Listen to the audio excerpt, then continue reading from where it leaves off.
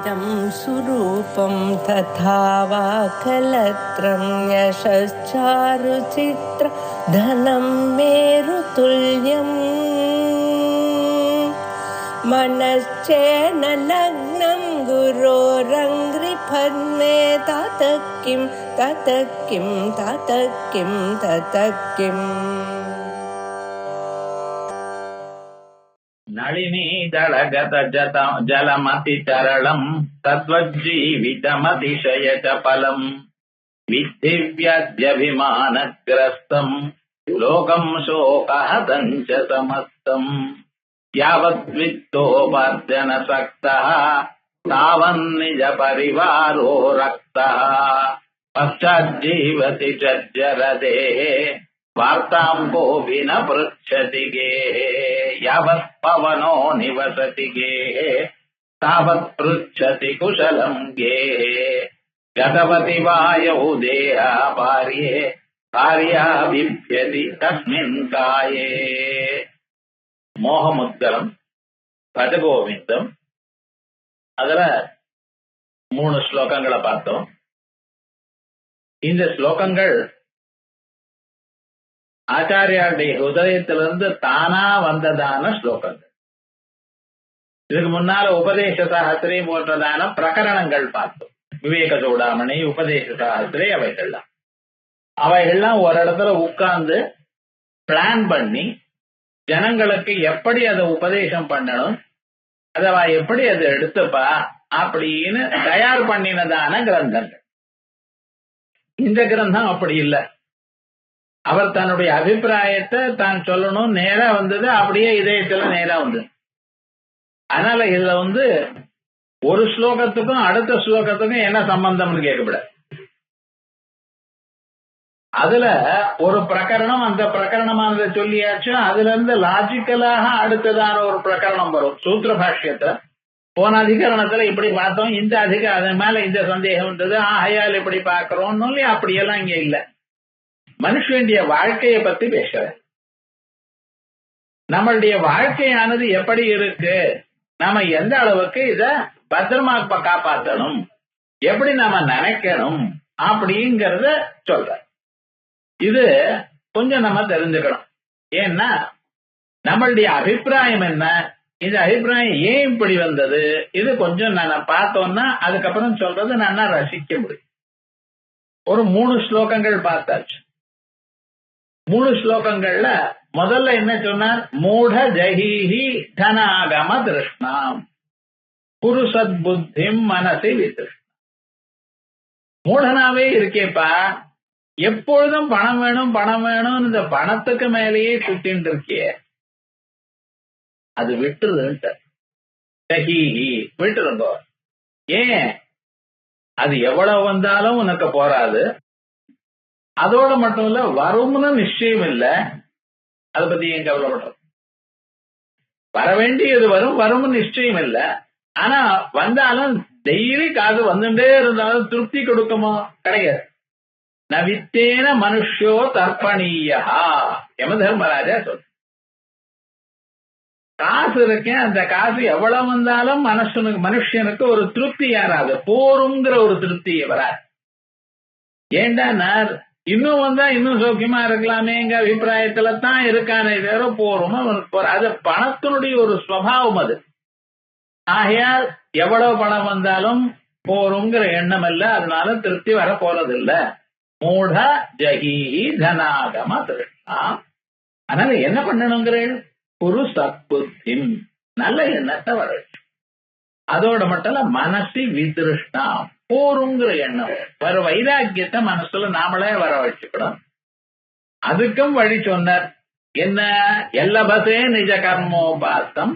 நம்மளுடைய ஜன்மாந்தரத்துல எந்த கர்மாவை பண்ணினோமோ அல்லது இந்த ஜென்மாவில நம்ம என்ன பிரயத்னம் பண்றோமோ, இங்க கர்மான பிரயத்னம்னு, கர்மான ஆக்ஷன் தானே. இந்த ஜென்மாவிலும் பண்ணலாம், போன ஜென்மாவிலையும் பண்ணிருக்கலாம். போன ஜென்மாவில பண்ணினா அதுக்கு கர்மான்னு பேரு, அதுக்கு ஆக்ஷன் சொல்லல. ஏன்னா எப்படி இருந்தோமோ என்னமோ தெரியாது. ஆனா இந்த ஜென்மாவில பண்றது நம்ம கை காசுனாலே பண்ணிட்டு இருக்கோம். ஆகையால் இத நம்ம சொல்லு. இப்படி நம்ம என்ன பிரயத்னம் பண்ணினோமோ அதுக்கு தகுந்த எல்லாம் காசு வந்ததோ அதோட சந்தோஷமா இருந்தோம் அப்படின்னு. இது லைஃப் முழுக்க எல்லோருக்கும், சின்ன பையன்ல இருந்து ஆரம்பிச்சு வயசானவாள் வரைக்கும் காமன் உபதேசம். யவ்வனத்துல இருக்கிறவா அந்த ஒரு வயசு எப்படி ஒரு 20ல இருந்து ஒரு 40, 45 வரைக்கும் அதுல ஒரு ஸ்திரீ மோகம் ஏற்படுறது பார்த்தீங்களா? அதற்காக அடுத்த ஸ்லோகம், நாரீஸ்தனபர நாபி தேசம் திருஷ்வா மாகாஹ, மோகாவேஷம் மாகாஹ, மோகத்தை அடைய வேண்டாம். ஏதன் மாம்ச வசாதி விகாரம் மனசு விசிந்தய வாரம் வாரம். எப்பப்ப உனக்கு மோகம் வருதோ அப்பெல்லாம் இது வெறும் மாம்சம் தான் அப்படிங்கிற ஒரு எண்ணத்தோட இருந்தோன்னு அது சொல்லிட்ட. இப்ப அந்த ஒரு வயசு மட்டும் மனுஷனுக்கு இல்லையே, 20ல இருந்து 45லயே எப்பவும் இருக்கானா? இல்ல. அல்லது 20ல இருந்து 45 வரைக்கும் இவன் நிச்சயமா இருப்பான்னு ஞாபகம் இருக்கும், கேரண்டி இருக்கும்? முடியாது. ஏன்னா இந்த மனுஷனுடைய வாழ்க்கை இருக்க பார்த்தல, இது நன்னா இருக்க இப்படியே இருக்கும்னு யாரும் சொல்ல முடியாது. இப்படி இருக்குன்னு யாராவது இருக்கும்னு கண்டினியூ ஆகும்னு சொல்ல முடியுமோ? முடியல. யாராவது சௌக்கியமா ஆனந்தமா வேலை செஞ்சுட்டு தான். 72 மாடி கட்டடம், இது சின்ன சின்னது இல்லைல்ல. அதுக்கு எவ்வளவு அத்திவாரம் போட்டு எவ்வளவு பண்ணியிருப்பான். ஒரு ஏரோப்ளேன் வந்து அதை இடிச்சுடும். போயிட்டான் சார் எத்தனை பேரும். அதுல மனுஷனுடைய புத்தியானது பாருங்க எப்படி வந்தது அப்படின்னு பார்த்தா, மாடிப்படி ஏட்டை இறங்கி வரலாமோ இல்லையோ, அங்கிருந்து குதிக்கிறான் சார். 72வது மாடியில இருந்து குதிக்கிறான்.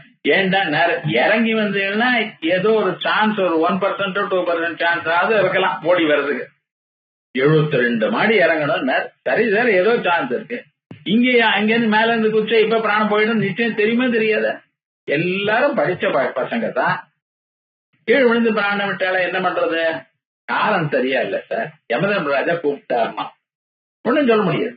சோ மனுஷனுடைய வாழ்க்கை எவ்வளவு சௌக்கியமா இருந்தாலும் இவன் இன்னும் சொல்லவே முடியலையே, எப்ப போவான்னு என்னன்னு சொல்ல முடியலையே. 2 நாளைக்கு முன்னால சிவகாசியில லாரியில பட்டாசு ஏத்துட்டே இருக்கான். ஏத்திண்டே இருந்தா என்னடா ஆச்சுன்னா, அங்க பட்டாசு பத்துட்டு இருந்து பக்கத்துல இருக்கிற கம்ப்யூட்டர் ஆபீஸ்ல பண்றவாள்லாம் பிராண விட்டாலும். அவன் ஏதாவது நினைச்சு பார்த்து இருப்பானா இப்படி ஆகும்ட்டு? அப்ப என்ன, நமக்கு என்ன சின்ன வயசு தானே, நம்ம இன்னும் ரொம்ப நாள் இருப்போம், ஒரு விவகாரமும் கிடையாது, பயம் இல்லை அப்படிங்கிற ஒரு எண்ணம் மட்டும் உங்களுக்கு வேண்டாம். உங்களுடைய வாழ்க்கைன்னு இருக்கே, நம்ம என்ன நினைச்சிட்டு இருக்கோம்? சாதாரணமாக இந்தியன் மார்டாலிட்டி ரேட் அப்படின்னு பார்த்தோம்னா ஒரு 72 இருக்கு சார் இன்னைக்கு. அதனால நம்ம 70 வயசு வரைக்கும் நிச்சயமா நம்ம இருப்போம் அப்படிங்கிற நம்பிக்கை யாருக்கும் கிடையாது. அதே மாதிரியே இவ்வளவு தீர்மானம் வியாதி வந்துருது, இன்னொரு 10 நாள்ல போயிடுவோங்கிற நிச்சயமும் கிடையாது. இதுவும் கிடையாது அதுவும் கிடையாது. ஆனா என்ன, இருக்கிற பரியந்தம் ஏதோ சௌக்கியமா இருக்க வேண்டியதுதான். எப்படி ஒவ்வொரு நாள் சூரியோதயம் ஆனதுமே எழுந்ததுமே அப்பாடா இன்னைக்கு ஒரு நாள் வந்திருக்கு, ஒவ்வொரு நாள் போனஸ் நினைக்க வேண்டியதா இருக்கே தவிர, இது என்ன உடம்புல சக்தி இருக்கிறவாளுக்கும் வியாதி இல்லாத வாளுக்கும் அல்லது தீவிர வியாதியா இருக்கிறவாளுக்கும் அப்படின்னு இல்ல, எல்லோருக்கும் அப்படித்தான். ஆனா நம்ம அதை பத்தி யோசனை பண்றது இல்லை. ஆச்சாரியார் சொல்றாரு, அப்பா பத்திரமா இரு, இந்த எண்ணம் உனக்கு இருக்கட்டும். என்னது, உன்னுடைய வாழ்க்கை எப்படி இருக்கு, தாமரையில இருக்கக்கூடியதான், தாமரை இலையில இருக்கக்கூடியதான ஒரு ஜலம் பிந்து மாதிரி. நளினி தளகத ஜலம் அதிதரளம். நளினி தளம் தாமரை இலை, அதுல இருக்கக்கூடியதான ஒரு ஜலம் இருக்கு, ஜலபிந்து. அந்த ஜலபிந்து எப்படி இருக்கு, அது தரளம். தரளம்னு என்ன அர்த்தம்? ஒட்டிக்காம இருக்கு, பட்டும்படாம இருக்கு. அது ஒரு தட்டு தட்டினா அந்த இலையில அத்தனை இலமும் ஜலபிந்துன்னு கீழ் விழுந்துடும். அதுதான் வித்தியாசம். ஒண்ணு பாருங்க, மனுஷனுடைய வாழ்க்கை எப்படி இருக்குங்கிற இந்த ஜலபிந்துவானது தாமரை இலையில இருக்குமேயானால் அது பட்டும் படாம இருக்கு. அதே ஜலபிந்து தான் சித்ரா நட்சத்திரமும் சுவாதி நட்சத்திரமும் வரும் பொழுது மழை பெஞ்சதையானால் அந்த முத்து சிப்பியானது மேல வந்து நிற்கும். அதுல இந்த மழை பிந்து விழுந்ததேயானால் அந்த பிந்துவானது அப்படியே முத்துவாயிடுறது. இதே ஜலம் தான், இந்த தாமரையில இருக்கின்ற ஜலம் பட்டதோ அதே மாதிரி ஜலம் தான் அதுலயும் வருது. ஆனா அது வந்ததுன்னா அது ரொம்ப நாள் இருக்கு சார். அந்த சமுத்திரத்துல வந்ததான முத்து இருக்கே, அந்த கல்ச்சர்டு பெரல்ஸ் சொல்லப்படாது, அது இவ பண்றது, அது பிரயோஜனம் இல்ல. அந்த சமுத்திரத்துல முத்துச்சுப்பியே வந்ததானது அது ஒரு ஷேப்ல இருக்காது, கொணையா இருக்குன்னு வச்சுங்களேன். ஆனா அது எத்தனை நாள் இருக்கும் அப்படின்னா 500 வருஷம் வரைக்கும். அது இந்த தயார் பண்றதெல்லாம் பார்த்தீங்களா ஒரு 10-15 வருஷம் ஆயிடுச்சுன்னா போயிடும். அது என்னடா, நீங்க உடம்புலயே போட்டு இருந்தா தினமும் குளிச்சுட்டே இருந்தா அது கரைஞ்சு போயிடும் சார் அப்படிங்கிறான். நீங்களும் நம்பர் 15 வருஷத்துல கரைஞ்சு போனா அது நீ பண்ணதுன்னு அது நிஜமாக முத்துவா இருக்குமே. ஆனால் அது ஒரு 500 வருஷம் இருக்கும். இந்த சுவாமிக்கெல்லாம் சில இடத்துல போட்டு வைக்கிறோம், அந்த பழைய இடத்துல அது அப்படியே இருக்கும், கரையவே இல்லை அப்படி. ஆனா அதுவும் ஒரு நாளைக்கு அழியக்கூடியதான். அப்ப பாருங்க, அதோட கம்பேர் பண்ணினா நம்ம பாக்குற முத்தெல்லாம் எத்தனை நாள் ஒண்ணுமே. அதே மாதிரி மனுஷனுடைய வாழ்க்கை இருக்க பார்த்தா இவன் ஏதோ சொல்லிட்டு இருக்கான், நான் ரொம்ப நாள் இருப்பேன் நினைச்சுண்டு பிளான் போட்டு சிஸ்டமேட்டிக் இன்வெஸ்ட்மெண்ட் பிளான் XIP அப்படி பேப்பர்ல வருது. ரொம்ப ரொம்ப நன்னாத்தான் இருக்கு, பண்ணணும், படப்படாதுன்னு காசுங்கிற விஷயத்துல ஓரளவுக்கு இருக்கணும். குசலான்ன பிரமதிதவ்யம் வேதமே சொல்லு. நீ வாழ்க்கையில முன்னேறதுக்கு என்னென்ன வேணுமோ அதுல ஏமாந்து போகாது. ஊத்தின பிரமதிதவ்யம், மனுஷன் வாழறதுக்கு என்ன வேணுமோ அதெல்லாம் வேதம் சொல்றது ரைட்டு. ஆனா அதுவே முக்கியம்னு நினைக்காது. நேற்று கூட பேப்பர் வந்து பென்ஷன் பிளான் அப்படின்னு நீங்களே பென்ஷன் போட்டோம், எல்லாம் ரைட்டு தான், நீங்க போட வேண்டியதுதான். ஆனா மனசுல மட்டும் ஒரு எண்ணம் வச்சுங்கோ, இதெல்லாம் சாஸ்வதம் இல்லை. ஒருவேளை நான் இருந்தேன்னா நான் சௌக்கியமா இருக்கலாம் அப்படித்தான். LICக்கும் எதுக்கு கட்டின்னு இருக்கேன், இன்சூரன்ஸையும் கட்டின்னு இருக்கேன், நான் கட்டின்டே இருந்தேன் நான் பிராணம் போயிடணும்னா கட்டுறாரு இல்ல. ஒருவேளை போயிடுது ஆனால் மற்றவர்களுக்கு ஓரளவுக்கு ரிலீஃபா இருக்கணும். நீங்க இருக்க மாதிரி வருமா காசு இருக்கிறதுக்கு? ஒரு மனுஷன் போனா அவனுக்கு 2 லட்சம் கொடுக்கறேன்னு சொன்னா அந்த 2 லட்சமும் அந்த மனுஷனும் அவ்வளவுதானா? ஆனா ஏதோ ஒண்ணு ஒரு அதை விட கொஞ்சம் ஒரு உபசமனமா இருக்கட்டுமேங்கிற ஒரு அபிப்பிராயத்தில் தான் கட்டிட்டு இருக்கு. ஆனா ஒண்ணு மட்டும் ஞாபகம் வச்சுக்கணும், மனுஷனுடைய வாழ்க்கை எப்படி இருக்கு அப்படின்னு அதுக்கு ஒரு திருஷ்டாந்தம், அதுக்கு ஒரு உவமை கொடுக்கிற. என்னது?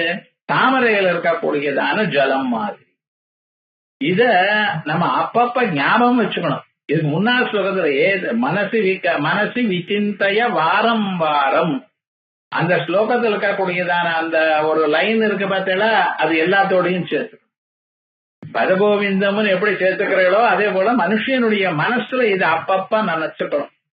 நாம எதை எடுத்தாலும் நம்ம சாஸ்வதமா இருப்போம், எப்பொழுதும் இருப்போம், ஆனந்தமா இருப்போம். எனக்கு கூடியதான எண்ணத்திலேயே நீங்க இருக்கிறே, நீங்க இருக்கிறது பகவத் அனுகிரகம். அந்தியஸ்வாச கதமதே அதவா, அதுக்கு முன்னால சுவாசமோ உபாந்திய அஸ்வசந்தியா, கடைசி மூச்சோ கடைசி 3 முன் மூச்சோ இது யாருக்குன்னு தெரியாது, ஒண்ணு தெரியாது.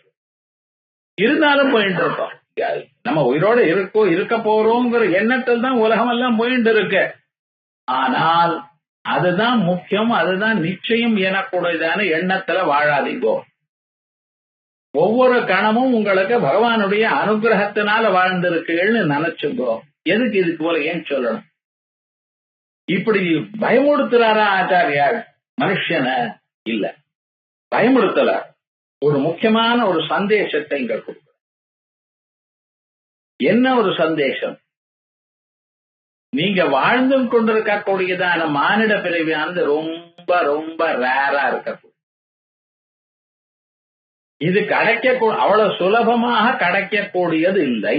இஹச்சே தசகத் போத்தம் பிராக்ஷரீரஸ்ய விஸ்ரதா ததஸ்தர்கேஷு லோகேஷு கேனோபனிஷத் சரீரத்வாய கல்பதே. உங்களுக்குன்னு ஒரு 100 வருஷம் கொடுத்து இந்த சரீரத்தை கொடுத்துட்ட. 100 வருஷம் நீங்க வாழ்ந்தாலும் இந்த சரீரமானது அழியாது, உங்களுக்கு உதவும், கேரண்டி கொடுத்திருக்கேன். சரியாக எப்படி பார்த்துக்கணுமோ அப்படி பார்த்துட்டு இருந்தீங்களேயானால் இந்த சரீரத்தை நீங்க 100 வருஷம் உபயோகிக்கலாம். அவ்வளவுதான் அர்த்தம்.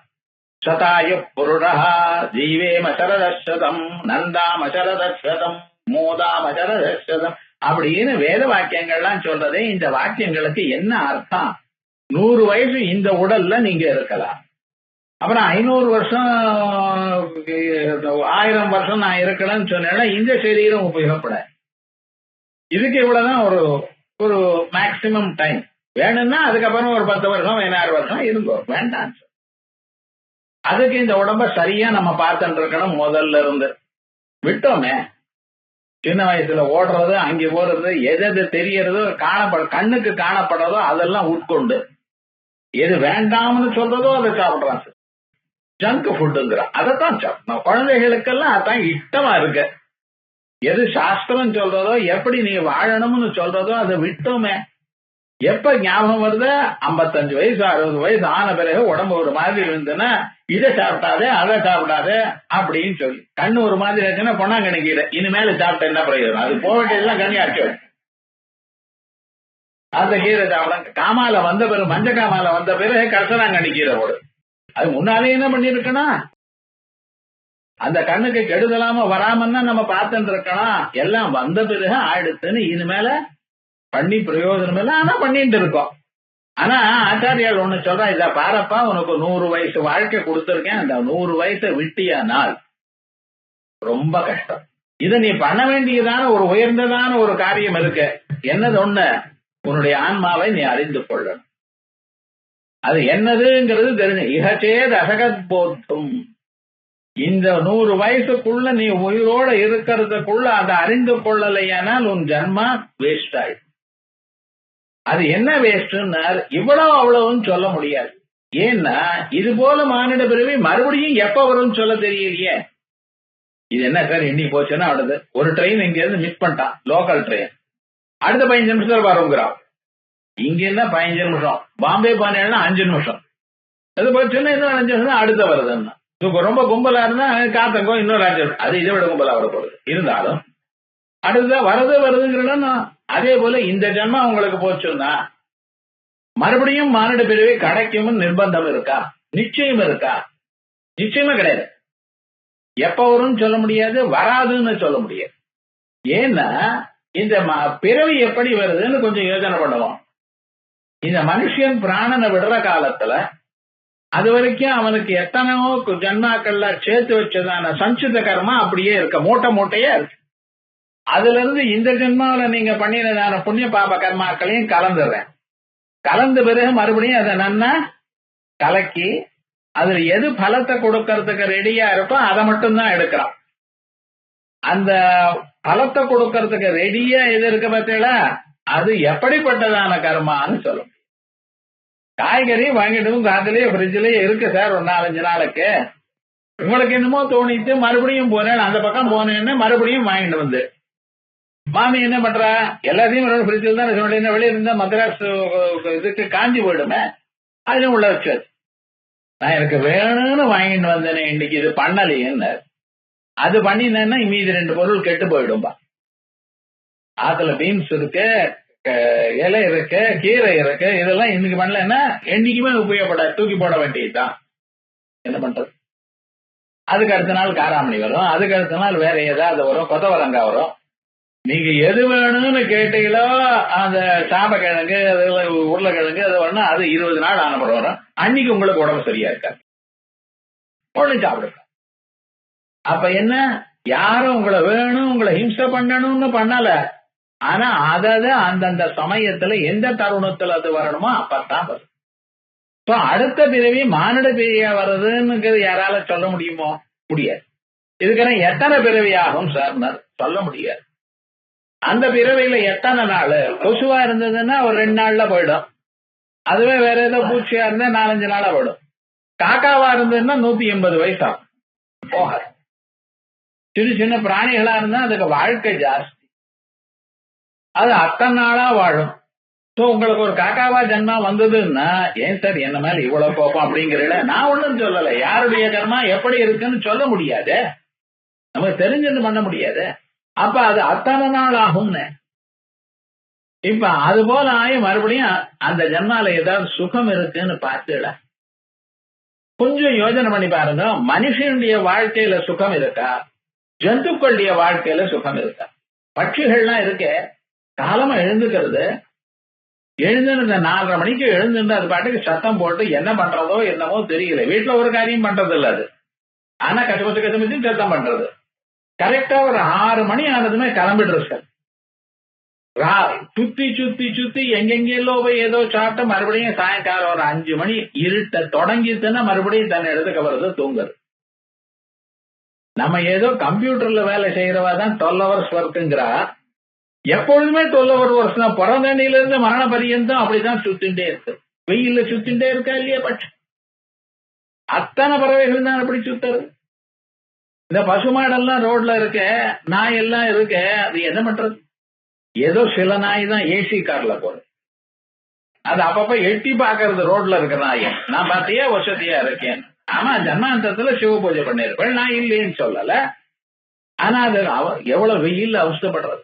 மழை வந்ததுன்னு அதனுடைய கதை என்ன? கஷ்டப்படுறதோ இல்லையா? ஆனா நிஜமாக ஒரு மனுஷனாக இருக்கிறதுக்குள்ள அவன் சௌக்கியமாக தனக்கு வச்சுட்டு இருக்கான். அப்படி மனுஷனுக்கு இருக்கக்கூடியதான சுகமானது கீழே இருக்கிற பிராணிகளுக்கு ஒண்ணுமே கிடையாது. ஆகையால் அந்த பிராணிகளாக நம்ம பிறந்தோமையானால் மறுபடியும் எப்ப மானிட பிறவி வருது தெரியும். ஒருவேளை நடுவில் உங்களுக்கு தெய்வமாக ஒரு பிறவி வந்துருதுன்னு வச்சுங்களேன், தேவலோகத்துல பிறந்தேள் 10,000 வருஷம் அந்த பிறவி ஒண்ணுதான், அங்கே இருக்கணும். சுகம் நன்னாத்தான் இருக்கும். ஆனா என்ன ஆச்சுன்னா, பக்கத்துல இருக்கிறோம் என்னை விட சௌக்கியமா இருக்கானேன்னு ஒரு துன்பம் இருக்கும். இப்ப லோகத்துல அப்படித்தானே, உமக்கு காசு இல்லையா, இருக்கு, இருந்தாலும் ஏன் சார் ஹாப்பியா இல்லைன்னு. என்ன சார் மற்றவா லோகத்துல அவளுக்கெல்லாம் அவ்வளவு இருக்கே சார், அவளுக்கு அவ்வளவு, உனக்கு வேண்டியது இருக்கா இல்லையா நம்ம பார்க்கலையே பாருங்க. அதனால சுகமாகவே மனிதன் இருப்பான் என்றும் சொல்ல முடியல. காசு இருந்தாலும் வசதி இருந்தாலும் எல்லாமும் இருந்தாலும் இருக்க சொல்ல முடியலையே. மும்பைல ஒரு பிளாட் இருக்கு, அந்த பிளாட் என்னடா ரொம்ப நாளா இருக்க, சௌக்கியமா ஆனந்தமா அங்கேயே இருந்தார். ஆனா என்னாச்சுன்னு அவர் பார்த்தா பக்கத்துல இருந்து அவர் தனியா ஒரு வில்லா வாங்கிட்டு போயிருக்கார். நமக்கு வாங்க முடியலையே, இந்த பழைய வீட்டுல தானே இருக்கணும், என்னைக்கு கீழே விழும் தெரியலையே, நேற்று கல்கத்தால ஒரு பில்டிங் விழுந்துருத்தாமே அப்படி. இவனுக்கும் இருக்கு வீடு, இருக்கிறவனே இன்னொருத்தனை பார்த்து கவலைப்படுறானோ இல்லையோ. இதுதான் மனுஷன் வாழ்க்கை. இவ்வளவு இருந்தாலும் மறுபடியும் மானிட பிறவி எப்படி வரும் சொல்லவே முடியாது, எப்ப வரும்னு சொல்ல முடியாது. ஒருவேளை வந்தாலும் ஞாபகம் வச்சுங்க, மானிட பிறவியா பிறக்கிறான், வெளிநாட்டுல பிறந்தான்னா அவனுக்கு இது போல ஒரு சந்தர்ப்பம் வர முடியுமா? யாரா இருந்தாலும் ஞாபகம் வச்சுக்கோ, எந்த மதத்துல இருந்தாலும் கடைசியில அவன் அந்தந்த மதத்துல இருக்கக்கூடியதான அந்தந்த தெய்வத்தை வழிபட்டு கடைசியில ஞானம் வந்தாதான் மோட்சம். அதனால மற்ற மதஸ்தாளுக்கு கிடையாதுன்னு சொல்லல சாஸ்திரம். எங்க வேதம் என்ன சொல்றது? கிறிஸ்டியனா இருக்கும் உங்களுக்கு மோட்சம் உண்டு, முஸ்லிமா இருக்கும் மோட்சம் உண்டு, வேற ஏதா இருந்தாலும். ஆனா எப்ப தெரியுமோ, நான் அந்தந்த மதத்துல அந்தந்த பெரியோர்கள் சொன்னதான அந்தந்த தெய்வத்தை வழிபட்டு உங்களுடைய மனசானது சுத்தமாக ஆன பிறகு அப்பொழுது ஏதோ ஒரு வழியாக உபனிஷத் ஞானம் உங்களுக்கு வரும். சர்ஜான் உட்ராகன் ஒருத்தர் இருந்தார், இங்கிலாந்துல இருந்தார், வாழ்ந்தார். அவர் என்ன பெரிய வக்கீலா, ஹைகோர்ட் வக்கீலா இருந்தார். ஏதோ தோணித்தவருக்கு ஏதோ வீட்டுல கண்ட அங்கிருந்து வந்து விட்டார் இந்த ஊருக்கு. இந்த ஊர்ல வந்த பிறகு அவருக்கு தெரிஞ்ச சார் அம்பாளுடைய உபாசனை கொடுத்தா ரொம்ப பெரியவர் ஆயிட்டார், இங்கே இருந்து விட்டார். ஏன் சொல்ல வந்தேன்னா, அவர் எப்படி இருந்தார், முன்னால அவா தெய்வம் தான் வழிபட்டு இருந்தார். ஆனா என்ன ஆயிடுத்து, அதுல சின்சியரா இருந்து சிரமப்பட்டு வந்ததுனால அம்பாளுடைய அனுகிரகம் கிடைச்சு. அதனால இன்னொருத்தர் மத்தத்தாளுக்கு மோட்சம் இல்லைன்னு சொல்லல. தத்யோயோ தேவானாம் பிரத்யபுத்தியதா ததா ருஷீணாம் ததா மனுஷ்யானாம். மனுஷ சாமானியத்துக்கு பகவத் அனுகிரகம் கிடைக்கிறதுல சந்தேகமே கிடையாது. மனுஷன் பகவானானவர் கருணாமூர்த்தியா இருக்கார். அவ்வியாஜ கருணாமூர்த்தி அஜ்ஞான பாந்த தீபிக. அவ்வியாஜ கருணாமூர்த்தியா தான் இருக்கார். ஆனா கொடுத்தாலும் நம்ம வாங்கிலையே சார், கருணையை பெற முடியலையே. காலம் பிறந்து மாமி பெல் அடிச்சதுமே பாத்திரத்தை எடுத்துட்டு போறான் பால் வாங்குறது, பசும்பால் கொடுக்கறது. அவன் பசும்பால் வைக்க காலமே 5 மணிக்கு எழுந்துண்டு, ஏன்னா அவன் ஜலபாத்திரத்துல பாலை கறக்கிறான்னு உங்களுக்கு தெரியப்படாது பாருங்க. இந்த வெளிச்சமே வரப்படாது, அதுக்கு முன்னாலேயே கறந்து அந்த வெளிச்சம் வர்றதுக்கு முன்னாலேயே உங்க அதை கூட நீங்களும் ரொம்ப சின்சியரை பார்த்து நம்ம எழுந்துக்கிறதுக்கு முன்னாடி பசும்பால் வந்துருது பாத்துரு. அந்த தூக்க கலக்கத்திலேயே அப்படியே பாத்திரத்தை கொண்டு போய் கொடுக்கறான். அவனும் பாத்திரத்தை கொட்டினான். ஜலம் பால் முழுக்க கீழே வந்துருச்சு. ஏன்டா மேல மூடி திறக்கல. அப்படியே கொண்டு ராத்திரியே வச்சிருந்தா காலமே இது கொடுக்கலான்ட்டு அந்த மூடியோட கொண்டு போனா கொட்டோம் எல்லாம் கீழே போடுது. அதே மாதிரிதான் பகவானுடைய அவ்வியாஜ கருணாமூர்த்தி பகவானுடைய கருணை நம்ம மேல விழறது. நாம் அதுக்கு சித்தமா இல்லை. ஏன்னா நம்ம மனசு வேற எங்கேயும் இருக்கு. போன ஸ்லோகத்திலே சொன்னேனே, நாரேஸ்தனபர நாதீது, எங்கெங்கயும் மனசு போயிட்டு இருக்கே தவிர நிஜமாக எங்க பகவானை பார்க்கணுமோ பகவான் நினைக்கணுமோ அது பார்க்க மாட்டேங்கிறானே. அதனாலதான் ஆச்சாரியால் சொல்றார், ஏமாந்து போகாத. எனக்கு வாழ்க்கை இருக்கு சார், வயசு இருக்கு சார், இப்பத்தானே 20, இப்பத்தானே 40, இப்பத்தானே 60, இப்பதானே 60 ரிட்டையர் ஆயிட்டேன், இப்பதான் குழந்தைகளுக்கெல்லாம் கல்யாணம் பண்ணி இனிமேல பார்க்கலாமே சந்தியாவந்தனம் பண்ணலாமேன்னு அடுத்த நாள் ஃப்ளூ வந்துருச்சு. சந்தியாவந்தனம் போச்சு. அதுக்கு அடுத்த நாள் என்ன, சந்தியாவந்தனம் டேப் பண்ணி வச்சிருந்தேன் உபநயனம் அன்னைக்கு. அந்த டேப் அன்னைக்கு வேலை செய்யலை. பத்திரமா கம்ப்யூட்டர் 4 இடத்துல ஹார்ட் டிஸ்க்ல, ஒரு இடத்துல டிராவலர் டேட்டா டிராவலர், ஒரு இடத்துல வேற ஒரு எல்லாம் வச்சிடலாம். 30 வருஷம் தொடாதனால என்ன ஆச்சுன்னா எல்லாமே வேலை செய்யும்.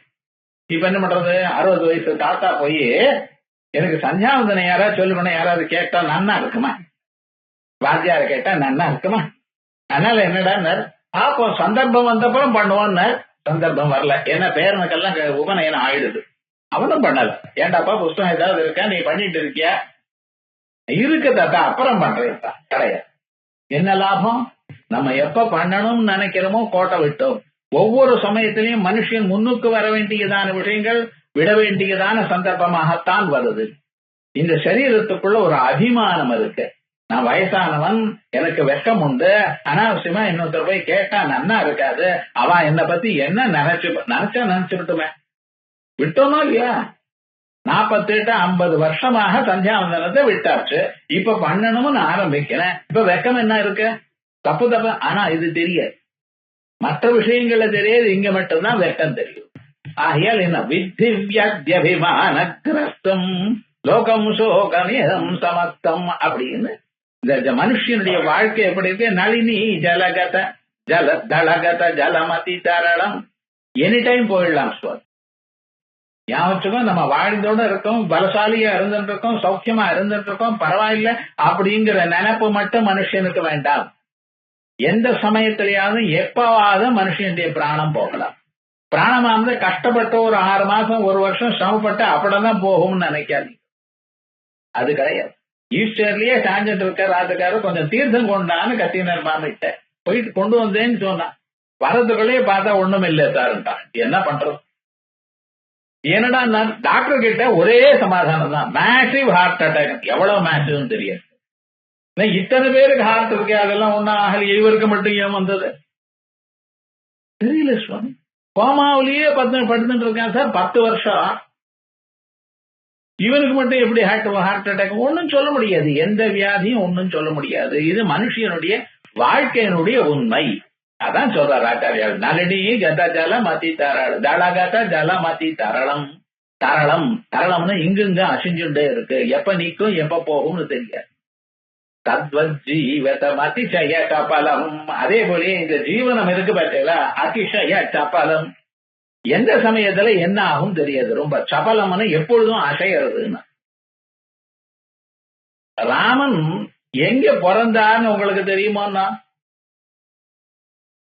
அவர் சக்கரவர்த்தி திருமகனா பிறந்தார். சக்கரவர்த்தின்னு உலகத்துல இருக்கக்கூடியதான எல்லா பிராணிகளுக்கும் அவர் தான் ஹெட். ராஜாவுக்கெல்லாம் ராஜாவா இருந்தவர், அவருக்கு பையனா பிறந்தார். வாழ்க்கையில சௌக்கியமா ஆனந்தமா இருக்கலாம்னு நம்ம நினைப்போம். நம்ம பாருங்க சார், ஏழை வீட்டுல பிறந்தோம், ஒரு வீட்டுல பிறந்தோம், நம்ம எல்லாத்தையும் ஒவ்வொரு அடியும் முன்னுக்கு வர வேண்டியதா இருந்து, பிறந்தா அங்க பிறக்கணும். ஆமா பிறந்தார், என்ன ஆச்சு, 8 வயசு வரைக்கும் தான் சௌக்கியமா இருந்தார். அதுக்கப்புறம் ஏதோ அங்கே போகணும் இங்கே போகணும், வசிஷ்டர் பாடம் சொல்லிட்டே இருந்தார். 12 வயசு ஆச்சு, விஸ்வாமித்திரர் வர வந்து அவரை அழிச்சுன்னு போனார். அந்த குழந்தைகளுக்கு அப்போ ஒரு சந்தோஷம். ஏன்டா வீட்டை விட்டு வெளியில போறோமோ, எக்ஸ்கர்ஷன் ஸ்கூல்ல அழிச்சுன்னு போனா ஒரு சந்தோஷமோ, அதே மாதிரி விஸ்வாமித்திரர் அழிச்சுன்னு போறார். ஏதோ யஜ்ய சம்ரட்சணமா ஆனந்தமா போறேன்னு போனார். போயிட்டு அதெல்லாம் பண்ணி முடிச்சு விட்டு கடைசியில கல்யாணமும் மிக்ஸ் ஆயிடுது. அந்த சந்தர்ப்பத்துல 12 வயசுல கல்யாணம்னா என்ன ஏது ஒண்ணும் தெரியுமா சார்? இப்ப எல்லாம் ஒரு 30 வயசுல ஆகுது, எல்லாம் தெரியுது. இவாள பிளான் பண்றா, இதான அப்புறம் இது பண்ணணும், இதான அப்புறம் என்ன பண்ண, வீடியோ காரனை கேட்டு.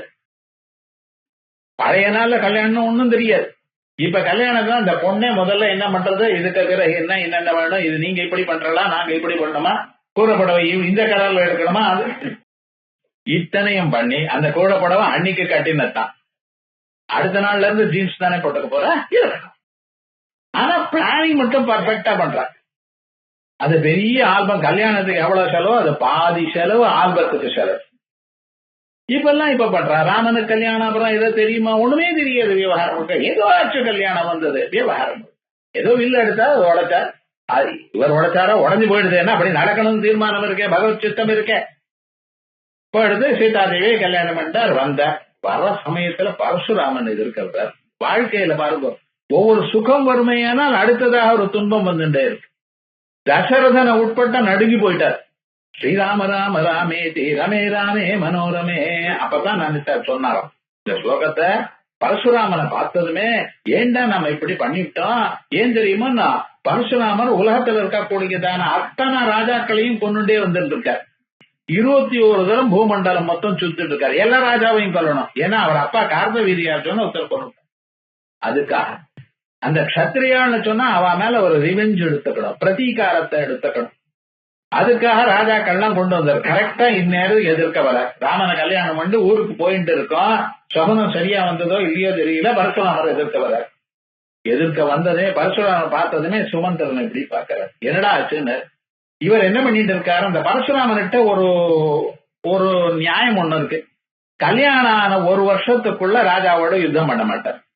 ஏண்டா புதுசா கல்யாணமா இருக்கு, அதுக்குள்ள இவரை கொண்டுட்டா தப்ப அப்படிங்கிற ஒரு பிராயத்துல கரெக்டா எங்க தசரதர் என்ன பண்ணுவார், 364வது நாள் ஒரு பொண்ணை பார்த்துக்க. அவருக்கு என்ன சார், நிறைய காசு இருக்கு, சக்கரவர்த்தி பொண்ணை கொடுக்கறதுக்கு ரெடியா இருன்னு இருக்கா, சௌக்கியமா இருக்க. கல்யாணம் அவன் யாரையும் துன்புறுத்தல தசரதர். அத்தனை பேரையும் சௌக்கியமா சொன்னா. ஆனா சுமந்திரனை பார்த்தார், மிஸ்டேக் ஆயிடுத்துட்டார். ஏண்டான்னா 1 வருஷம் தாண்டி போட்டு இவருக்கே கல்யாணம், பையனுக்கு கல்யாணம் அன்னைக்கு உங்க கல்யாணம் சொன்னா நல்லா இருக்குமா விட்டு. ஆகையால் 2 நாள் லேட் ஆயிடுது. பரசுராமன் சண்டைக்கு வர்றாரு. என்ன பண்றது, பயமா இருக்கு, வயசா இருக்கு. இப்ப நாட் ப்ரிப்பேர்டு, ஒரு ஆயுதமும் ஒன்னும் பக்கத்துல இல்ல. இப்ப வராரு, என்னடா பண்றது பரசுராமர் அப்படின்ட்டு ராமநாமாவை ஜபம் பண்ணினாராம். ராமன் நடுங்கலை. ஏன்னா இவருக்கு தெரியும் தெய்வம் இவர், உள்ளூர ஆவரண சக்தி இல்ல அவருக்கு. ஏன் பார்த்தார், தர்சராம கூப்பிட்ட என்ன வேணும்னு கேட்டார். அவர் பார்க்கிறார், ஏதோ விஷ்ணு தனுஷ உடைச்சு சிவதனுஷ உடைச்சிட்டேன்னு சொன்னேடா, எங்கிட்ட விஷ்ணு தனுஷ் இருக்கு, இதை உடைச்சு பாரு, உடைக்கலைன்னா நான் உங்களை பாத்துக்கிறேன். அவன் ராமன் ஒன்றும் பண்ணல, அதை கொடுங்கன்னார். அவர் ஒருத்தர் கையில கொடுத்தா தானே இன்னொருத்தர் வாங்கி கொள்ள முடியும். அந்த வாங்குற சந்தர்ப்பத்துல 2 பேரு கையும் அந்த பொருள்ல படணும். கோதானம் பண்ணும் பொழுது பசுமாட்டை வாழை புடிச்சு இவர் புடிச்சுட்டு இருக்கலாம். இவர் புடிச்சுட்டு இருக்கிற காலத்திலேயே அவரும் பிடிக்கணும். அப்புறம் தான் இவர் அவரை கொடுக்கணும். 2 பேர் கொடுக்கணும் வந்துருது. அப்படித்தானே பண்றாரு. அப்ப என்ன இந்த கையும் அந்த கையும் பட்டதோ என்ன பண்ணிட்டு அந்த பரசுராமர்கள் இருக்கக்கூடியதான எல்லா சக்தியும் இவர் வாங்கிட்டார். அப்புறம் பரசுராமன் எவ்வளவு கர்வமா இருந்தார், உலகத்தில் இருக்கக்கூடியதான எல்லா ராஜாக்களையும் தோக்க வச்சிருக்கேன் நான். இந்த ராமன் சாதாரணமான ஒரு 12 வயசு பிள்ளை, இவருக்கு என்ன தெரியும் அப்படிங்கிற ஒரு எண்ணத்துல வந்தவரை என்ன பண்ணார், அவர் உடம்புல சக்தியே இல்லாம கீழே உட்கார்ற அளவுக்கு பண்ணிவிட்டார். வாழ்க்கை ஞாபகம் வச்சுங்க, இன்னைக்கு நான் சௌக்கியமா இருக்கலாம், நாளைக்கு என்ன ஆகும்னு யாரும் நினைக்க முடியும். அடுத்த கணத்துல மனுஷன் எப்படி ஆக முடியும் தெரியும். அதனால்தான் ஜலமாத்தி தாராளமாட்டார். இந்த அசைஞ்சுட்டே இருக்கும், அப்ஸ் அண்ட் டவுன்ஸ் வந்துட்டே இருக்க மனுஷனுடைய வாழ்க்கையில ஏமாந்து போகாது. குடிச்சுட்டார், எல்லாமும் ஆச்சு, அவர் ஒண்ணும் பண்ண முடியல. கடைசியில என்ன பண்ணாது, உங்ககிட்ட இருக்கிற புண்ணியத்தை எல்லாம் நான் வாங்கிட்டோமா இல்ல உன்னுடைய 2 காலையும் வெட்டி விட்டுமாட்டார். அவருக்கு ஒரு சாய்ஸ் கொடுக்கிறார் பரசுராமருக்கு. ராமன் என்ன பண்ணினார், நாம எல்லாம் என்ன பண்ணுவோம் தெரியுமோ, நான் கால் போனாலும் பரவாயில்ல, என் புண்ணியம் ஏதோ என்னைக்கோ ஒரு நாள் தான் பகவான் நான் சொன்னேன், அதுவும் போனா கஷ்டம் நம்ம நினைப்போம். பரசுராமர் சொன்னார், அதெல்லாம் வேண்டாம், எனக்கு கால் தான் முக்கியம்ட்டு, புண்ணியம் நீங்க எடுத்துக்கோன்ட்டார். ஏன் தெரியுமா, இவரும் ஒரு அவதாரம் அவரும் அவதாரம். ராமோ ராமஸ்ட ராமஸ்ட புத்த கல்கி ஜனார்தன. ஓஹோ, சரின்னார் போனார். கேரள தேசத்துல இன்னும் பரசுராமர் ஜீவன் முக்தரா இருந்துட்டு இருக்கார், தீர்க்கஜீவி அப்படின்னு அவர் இருக்கார். அந்த கதையை வீட்டுக்கு வந்தப்பறம் அவருடைய கதை என்ன, மறுபடியும் கதையை சொல்ல தெரியல. உங்களுக்கு எல்லோருக்கும் தெரியும், சீதாதேவி கல்யாணம் பண்ணிட்டு வந்த சீதாதேவிய மறுபடியும் காட்டுக்கு போக வேண்டியதான சந்தர்ப்பம். சக்கரவர்த்தி திருமன் வாழ்ந்தது காட்டுல. அந்த அந்த சீதாதேவி எவ்வளவு கஷ்டப்பட்டு இருப்பா, கொஞ்சம் யோசனை பண்ணி பாருங்க. கொஞ்சம் ஒரு நமக்கு வரக்கூடியதான காசுல ஏதாவது ஒரு 10 ரூபாய், ஒரு 50 ரூபாய், ஒரு 100 ரூபாய் ஏதாவது செலவாயிடுதுன்னா தெரியாம வேற விதமா செலவாயிடுதுன்னா விலை ஜாஸ்தியா வாங்கிட்டோம்னா எவ்வளவு கஷ்டப்படுறாரு. ரொம்ப நன்னா இருக்குன்னு ஒரு பொருளை வாங்கிட்டு வந்து பக்கத்துல அதை மாமி சொன்னா, இதை விட பாதி விலைக்கு கிடைக்கிறது மாமி, நான் வாங்கிட்டு வந்தேன் பாருங்க. இதை வாங்கினா அது ஒண்ணு ஃப்ரீயாம, நீங்க அதை வாங்காம வந்துட்டு போட்டிருக்கேன் பாருங்கன்னா. ராத்திரி எல்லாம் இந்த மாமி தூங்கல. ஆனா உங்களுக்கு வேண்டிய காசு நினைச்சுட்டானே வாங்கிட்டு வந்திருக்கு. ஆனா போகல. சீதாதேவி என்ன நினைச்சுட்டு இருக்கா, சக்கரவர்த்தி திருமணம் நான் கல்யாணம் பண்ணிட்டு இருக்கேன், அப்படிப்பட்டவள் நான் எப்படி இருந்துருப்பேன், என் வாழ்க்கை எப்படி இருக்குன்னு நினைச்சதான் அந்த அம்மா என்னைக்கு ஆச்சு தெரியுமா, நான் கடைசியில இப்படிப்பட்டதான பரிசு காட்டுக்க வேண்டியதா இருக்கு. காட்டுக்கு போன பிறகு அங்கே சூக்கியமா இருந்தாளா, ராமனுடைய கதை தெரியும். நராகோ நமாம்சும் ராகவோ புங்கே நபா நமபஜீவதே, எதையும் உட்கொள்றது இல்லையா, எதையும் சாப்பிடறது இல்லையா. ஆசி தேத்தியபிபாஷத்தே, சந்திரனை பார்த்தா சீதாங்கிறார், தாமரை புஷ்பத்தை பார்த்தா சீதாங்கிறார், ஆழறார். பட்ட கஷ்டம் லக்ஷ்மணனுக்கு தான் தெரியும். இங்க போனார், அங்கே போனார், குரங்க குடிச்சார், சுக்ரீவனை முடிச்சார், அங்கே போனார், என்னென்னமோ பண்ணினார். கடைசியில உலகத்துல இருக்கிற எல்லோரும் ராமனுக்கு வணங்க, அந்த ராமன் சுக்ரீவனை ஃப்ரெண்டா பிடிச்சுட்டு இருக்கார். சுக்ரீவன் சொன்ன பேச்ச கேட்க ஆரம்பிச்சு. காலம் சரியா இல்லைன்னு பாருங்க. அப்படியும் ஆச்சு சார், எல்லாமும் ஆயிடுத்து, கல்யாணம் ஆயிடுத்து, அது பட்டாபிஷேகம் ஆச்சு வந்து. அப்பவும் சௌக்கியமா இருந்தாளா, அப்பவும் சீதாதேவி. வாழ்க்கையில சுகமும் துக்கமும் மாறி மாறி வந்துட்டு இருக்கு. சுகம் வந்தாலும் ரொம்ப ஜாஸ்தி, துக்கம் வந்தாலும் ரொம்ப ஜாஸ்தி. ஏண்டா கடகராசி சிம்ம ராசி, அது அப்படித்தான். ஒன்னும் சொல்ல முடியாது. வந்தா ஓஹோன்னு மேல போறோம், இல்லைன்னா ஓஹோன்னு கீழே போறோம். ரெண்டு சிரமப்பட்டு இருக்க. எத்தனை வருஷம் வாழ்ந்தா தெரியும், எத்தனை வருஷம் ராஜ்யத்தை பரிபாலனை பண்ணா தெரியுமா. தசவர்ஷ சஹசிராணி தசவர்ஷ சதானிச்ச, 11,000 வருஷம் ராஜ்யத்தை பரிபாலனை பண்ணார். 11,000 வருஷமும் தூங்கல. இன்னைக்கு நீங்க ராமன்னு சொல்லி ராமோ விக்கிரகவான் தர்ம, அவர் ஸ்தோத்திரம் பண்ணினா நமக்கு நல்லதுங்கிறோம். அவர் எப்படி வாழ்ந்தாருன்னு கொஞ்சம் பாருங்க. ஏன்டா தப்பு பண்ணாததான சீதாதேவியை காட்டுக்கு அனுப்ப வேண்டியதான நிர்பந்தம் வந்தது. யாகம் பண்றார், பக்கத்துல தங்கத்துல சீதாதேவி வச்சு பண்ணிட்டு இருக்காரு. எப்படி இருக்கும் அவருடைய மனசு, கொதிச்சு இருக்கும். கடைசியில ஒரு நாளைக்கு இதுவரைக்கும் லக்ஷ்மணன் தனக்கு சொன்ன பேச்சு கேட்கறதுக்குன்னே பிறந்தவர். லக்ஷ்மணன்கிறவர் என்ன பண்ணிருக்கார், அவர் சேவா தத்பர், ராமனுக்கே சேவை பண்ணணுங்கிறதுக்காகவே தன்னுடைய வாழ்க்கை முழுக்க உடைச்சவர், உபயோகப்படுத்தினவர். ஒரு நாளைக்கு லக்ஷ்மணன் வெளியில நிக்கிறார், ராமன் உள்ள உட்கார்ந்து இருக்கார். அங்கிருந்து ஒருத்தர் வந்தார். வந்து என்ன பண்ணார், ராமனோட முக்கியமான விஷயம் பேசணும். உள்ள போனார். பேசி விட்டு என்ன பண்ணினாரு, முதல்ல வெளியில ஒரு ஆளை நிக்க வைங்கோ, அந்த ஆள் யாரு வந்தாலும் உள்ள அனுப்பப்படாது. அப்படி ஒரு ரகசியமான விஷயம் பேச வந்திருக்கேன், ரொம்ப முக்கியம்னு ராமன் பார்த்தார். வெளியில இருக்கக்கூடியதான ஆளை அனுப்பிச்சுட்டார். அனுப்பிட்டு என்ன பண்ணார் தெரியுமா, நான் லக்ஷ்மணன் அங்க விட்டுட்டு, லக்ஷ்மணன் மேல எவ்வளவு ஒரு நம்பிக்கை இருந்தா, வாழ்நாள் முழுக்க அவ்வளவு சகாயம் பண்ணியிருக்கார் லக்ஷ்மணன். ராமன் சொன்ன வார்த்தை ஒரு நாளும் மீறினது கிடையாது. இந்த பக்கம் அந்த பக்கம் அப்படியே நடந்துட்டு இருக்க. லக்ஷ்மணன் நிக்க வச்சு விட்டு, அப்பா யாரையும் அனுப்பாத சொல்லியிருக்கேன் அப்படின்ட்டு உள்ள போற. உள்ள போய் அங்க இருக்க, உள்ள இருக்க வந்தவர் யம தர்மராஜா. அவர் சொல்றார், ராமனோட அவதாரத்தினுடைய சமயம் ஆயிடுது. எதற்காக தாங்கள் அவதாரம் பண்ணினீங்களோ அந்த அவதாரத்தினுடைய காரியமானது ஆயிடுத்து. ஆகையால் நீங்க அவதாரத்தை முடிச்சுட்டு வைகுண்ட லோகத்துக்கு வர வேண்டியதுன்னு இந்திரன் சொல்லி அனுப்பிச்சிருக்கா. நான் சொல்லியிருந்தேன். ஏன்னா இந்திரன் தானே ஹெட், இதுக்கெல்லாம் பாத்துக்கிறதுக்கு. சிரிச்சுட்டாராம், எனக்கு தெரியாதா, இருந்தாலும் சொல்லி என்று உங்க காரியம் பார்த்திருக்காரு, ஓகே அப்படின்னு சொன்னார். ஆனா அது சொல்லி அவர் வரத்துக்கு முன்னால என்ன ஆயிடுது தெரியுமோன்னா, அங்கிருந்து வர யாரு, தூர்வாச மகர்ஷி. அவர் வந்து லக்ஷ்மணன்கிட்ட போய் நான் உள்ள போய் ராமனை பார்க்கணும்னு. தூர்வாசர் வந்தாரு. எல்லாருக்கும் ஒரு பயம்தான், நடுக்க நல்லதான் பண்ணுவார். என்ன ஆச்சுன்னு ஒரு 10 நிமிஷம் இருந்தோ உள்ள ஒருத்தர் போயிருக்க. வந்ததுமே எனக்கு போய் 10 நிமிஷமா, நீர் யார் சொல்றது, என்ன பண்றேன்னா, இதோ பாருங்க, அண்ணா வர வேண்டாம்னு யாரையும் அனுப்ப வேண்டாம்னு சொல்லியிருக்கார், கொஞ்சம் கருணை பண்ணுங்க அப்படின்னு. இதோ பாரு, நீ அனுப்புறீரா இல்லைன்னா அயோத்தியா அழியும்படி சபிக்கிட்டுமா? எப்படி நான் அழியும்படி சபிக்கிட்டா என் பிராணம் போகணும்னு சொல்லுங்க, பரவாயில்ல. அயோத்தியே அழிஞ்சு போயிடும் சொல்லிச்சா, அயோத்தியக்குள்ள ராமனும் இருக்கார். என்ன பண்றீங்கன்னா, ஒண்ணும் சொல்ல போயிடுங்க. எனக்கு ராமன் முக்கியம், அயோத்தியும் போயிடுதுன்னா என்ன அர்த்தம்னு உள்ள போனார். போனதுமே என்ன ஆயிடுதுன்னார்,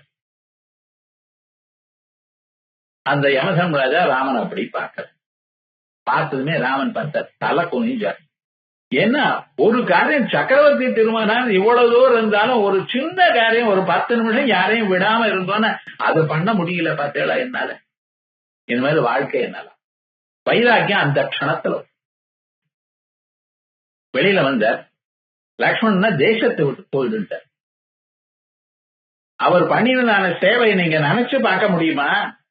இக்கட்டான சந்தர்ப்பங்கள்ல அவர் இருந்ததுனால்தான் இவர் வாழ்ந்துட்டு இருந்தார். அந்த லக்ஷ்மணனை என்ன ராஜ்யாங்கம் போயிட்டார், கிளம்பி போயிட்டார் லக்ஷ்மணன்.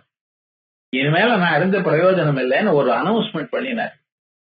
ராமன் வைகுண்டத்துக்கு போறார், யாராவது வேணும்னா வைகுண்டத்துக்கு போறதா என்னோட வரலாம். யாரும் வரல, இன்க்ளூடிங் சுமந்திரன். பிராணன் மேல அவ்வளவு பிடிப்பு சார், எல்லாருக்கும் பிரியம் சார். யாரும் வரல சார், நேரா வந்தார், சரையு நதியில இறங்கினார், பிராணனை விட்டார். இப்படிதான் ராமாயணம். இந்த வாழ்க்கையில பாருங்க, நீங்க சுகமோ துக்கமோ பர்மனண்டா இருக்க முடியும்னு பார்க்க முடியும் உங்களால? ஏதாவது பண்ண முடியுமா உங்களால? வியாதி வந்தா மெடிக்ளைம் பாலிசி என்ன பண்ணுவோம்? வியாதியை வாங்கிப்பாரா? வலிய வாங்கிப்பாரா? ஒண்ணும் பண்ண முடியாது. மனுஷனுக்கு வரக்கூடியதான கஷ்டம் சரீரத்தினால வரலாம், மனசுல இருக்கிற அபிமானத்தினால வரலாம். ஆனாலும் எப்ப வாழ்வுகள் எத்தனை நாள் வாழ்வுகள் சொல்ல முடியாதப்பா. அதான் சொல்றாரு, ஞாபகம் வச்சுங்கோ, நளினி ஜலகத ஜலம் அதிசயம் அதிசய தரளம் தத்வஜீவிதம் அதிசய சபலம் வித்தி வியாதியபிமானகிரஸ்தம் வித்தி வியாதிகிரஸ்தம் அபிமானகிரஸ்தம். வியாதி இருக்கு ரொம்ப, ஒவ்வொரு வியாதி வந்தது ஏனால் அதனுடைய வலியை பொறுத்துக்கிறது இருக்க ரொம்ப கஷ்டம். பிராணம் போயிட்டா தேவலேன்னு சொல்லுவா, ஆனா பிராணம் போறதுக்கு ஒத்துக்க மாட்டான்னு வச்சுங்களேன். இருந்தாலும் அவ்வளவு சிரமம் தெரிய. சில வியாதிகள்லாம் நம்ம பார்த்துட்டு இருக்கோம், அதை என்ன தூக்க மருந்து கொடுத்தா போயிடும்னு நினைக்கிறேன்.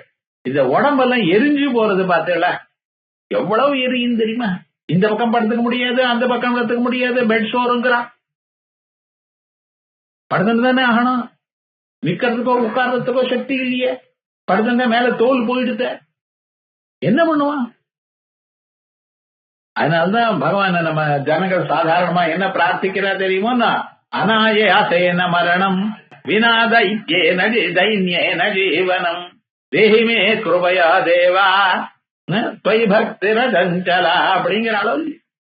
அநாயாசேன மரணம், கவலை இல்லாம பிராணம் போகும். வியாதி சரீரத்துல ஒரு துன்பம் இல்லாம போகணும். அது வியாதி இருக்கே ரொம்ப கஷ்டம். அது ஒண்ணு.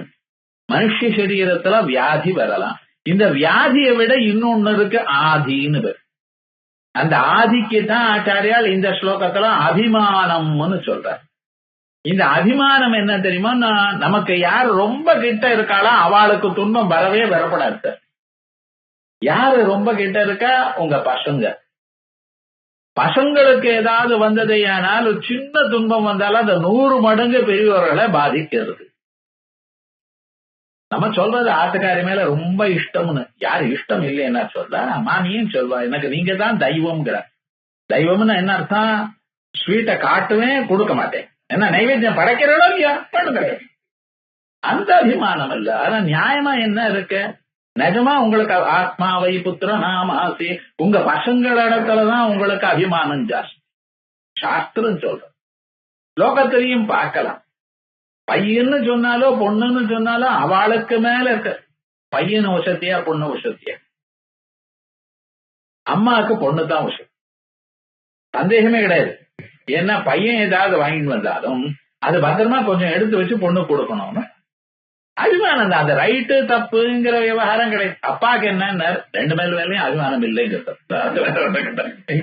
ஏன்னா விவகாரம் என்ன, அது அப்படி போயிட்டு இருக்க. ஆனா பெண்களுக்கு மட்டும் தன் பொண்ணு அபிமானம் இருக்குங்கிறது லோகத்துல கண்டிருக்கும். சாஸ்திரத்துல ஒண்ணும் சொல்லலேன்னு வச்சுக்கோங்களேன், லோகத்துல பார்த்தா சொல்றோம். ஆனா இந்த அபிமானம் இருக்க பார்த்தீங்களா, நம்ம பசங்க நன்னா இருக்கணும், அவளுக்கு ஏதாவது ஒரு சின்ன துன்பம் வந்தாலோ ஒரு கட்டம் வந்தாலோ ஓடுற பார்த்தீங்கன்னா அவளுக்கு நம்மளால முடிஞ்சதான சகாயம் பண்ணணும். கையில காசு இருந்தாலும் கடனாவது பண்ணிட்டு பொண்ணுக்கு கல்யாணமாயி ஒரு 30 வருஷம் ஆயிருக்கு, அவளுக்கு தீபாவளிக்கு ஒரு படம் வாங்கி கொடுக்க வேண்டாமா? அவ 100 படம் வாங்கி எல்லாருக்கும் கொடுத்துட்டு இருக்கா, காசு நிறைய இருக்கு. இருந்தாலும் நம்ம ஆத்துல இருந்து வாங்க வேண்டாமா? இந்த மாமி கஷ்டப்பட்டு 65 வயசுல என்னடா ஸ்வீட்டையும் சேவரையும் பண்ணி கொண்டு வந்து மாப்பிள்ளை கொடுக்கறா. மாப்பிள்ளைக்கு இல்ல கொடுக்கறத, பொண்ணுக்குதான் கொடுக்கற. ஆனா சொல்றது மாப்பிள்ளை துவச்சுப்பாளோ இல்லையா? ஒன்னும் துவச்சு மாட்டாரு. ஏன்டா எண்ணி கல்யாணம் பண்ணாரு அன்னைக்கு பராதீனா ஆயிடுது. இருந்தாலும் விவகாரம் அப்படின்னு சொல்றாளா இல்லையா? அப்ப இந்த அபிமானம்னு ஒண்ணு இருக்க மனுஷாளுடைய மனசுல, இதுதான் இவளை துன்புறுத்த. சாஸ்திரம் என்ன சொல்றது? புத்திரமித்திர கலத்திராதிஷு விகலேஷு சகலேஷு வா அகமேவ விகல சகலோ வைத்தி பாக்கிய தர்மான் ஆத்மனி அத்தியசியதி அப்படின்னு அத்தியாச பாஷ்யத்துல இதேதான் சொல்லியிருக்காரு. அவ்வளவு பெரிய அத்தியாச பாஷ்யத்துல சொன்னதை முழுக்க ஒரே ஸ்லோகத்துல இங்க சொல்லிட்டு இருக்கார். நளினி ஜலகத ஜலமதி தரளம் தத்வஜீவிதமதி ஜயஜபலம் வித்தி வியாத்யபிமான கிரஸ்தம் லோகம் சோகஹதஞ்ச சமஸ்தம். உலகம் முழுக்க நீங்க பாத்தீங்கன்னா பிளாக் பிக்சர் கொடுக்கறாருன்னு நினைக்காதீங்க. எதுக்காக சொல்றது இதெல்லாம்? உங்களுக்கு அழ வைக்கணும், இல்ல மனசுல துன்பத்தை கொடுக்கணும்னு இல்ல. இன்னொன்னு இருக்கு, கிடைத்ததான மானிட பிரிய உபயோகப்படுத்தாம வேஸ்ட் பண்ணாதீங்கோ. அப்ப நான் என்ன பண்ணணும் சொல்லுங்க? பஜகோவிந்தம், அதை மறக்கப்படாது. கடைசியில் என்ன சொல்றார்? பகவான் நாமாவ சொல்லுங்க, பகவான மனசுல நினைங்க. அந்த கோவிந்தன மனசுல நினைச்சலையானால் உங்க மனசுல இருக்கக்கூடியதான துன்பங்கள் போயிடும், சாந்தி கொஞ்சம் கிடைக்கும். அந்த சாந்தியில பகவானை தேட பாருங்க. கோவிந்தம் பஜ மூடமதே. ஏன் மூடமதேன்னு சொல்ற? அரிதான கிடைத்துதான் இந்த மனுஷ சரீரத்தை வேஸ்ட் பண்ணிட்டு இருக்கல. இத பார்த்தவர், அவர் அனுபவிச்சவர். அவர் 32 வயசு தான் நியாயமா அவர் கொடுத்தது. 8 வயசுலயே பிராணம் போகிற சந்தர்ப்பத்துல அதை சன்னியாசம் வாங்கிட்டு 16 ஆக்கிண்ட. 16 ஆக்கிண்டத வியாசாச்சாரியர் ஒரு போனஸா இன்னொரு 16 கொடுத்திருக்க. நம்ம 100ன்னு நினைக்கிறோம். அவருக்கு தெரிஞ்சு போயிடும். இருக்கிறதுக்குள்ள ஜனங்களுக்கு சேவை பண்ணணும். நீங்க என்ன, நம்மளால என்ன சகாயம் இருக்கு உலகத்துல பாருங்க. சின்ன சின்ன விஷயமா இருந்தா காசு இருக்கா காசு இருக்கான்னு தேடுறானே ஒழிய செல்ஃப்லெஸ்ஸா ஏதாவது சகாயம் பண்றாளா மனுஷன்? அதான் சொல்றாரு ஆச்சாரியர்கள், வேண்டாம், நீங்க சௌக்கியமா இருக்கணும், உலகமெல்லாம் சௌக்கியமா இருக்கணும். பஜ கோவிந்தம் பஜ கோவிந்தம் கோவிந்தம் பஜம் சம்பிராப்தே சந்நிகிதே காலே. இந்த மனுஷனுடைய மரணம்னு வந்துடுதே, ஆனால் வேற எதுவும் உபயோகப்படாத பகவானுடைய பாதார விந்தத்தை தவிர.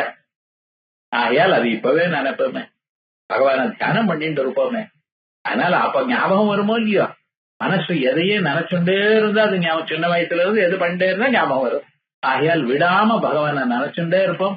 அவருடைய நினைப்பானது கடைசி க்ஷணத்துல இருக்குமையானால் அந்த நிச்சயமாக நமக்கு நல்லது வரும் அப்படிங்கிற அபிப்பிராயத்துல சொல்லியிருக்க. இந்த காசுங்கிற ஒரு விஷயம் இருக்கு பார்த்தீங்களா? இப்ப அதை பத்தி சொல்லல. இன்னைக்கு மனுஷனுக்கு வரக்கூடியதான துன்பத்தை பத்தி தான் சொல்லு. இவன் ஏதோ தான் வசதியா இருந்து கொண்டு தானே எல்லாத்தையும் பண்ணுவான், பிளான் பண்றேன்னு நினைக்கிறானே. இவனுடைய விவகாரம் அடுத்த ஸ்லோகத்தில் யாவத் பித்தோ பாஜன சக்தா தாவன் நிஜ பரிவாரோ ரக்தா யா பச்சாஜீவதி ஜர்ஜரகே வார்த்தாம் கோபின பிருச்சதிகே. இது அடுத்த சொல்ல போற, இதை நாளைக்கு பார்ப்போம்.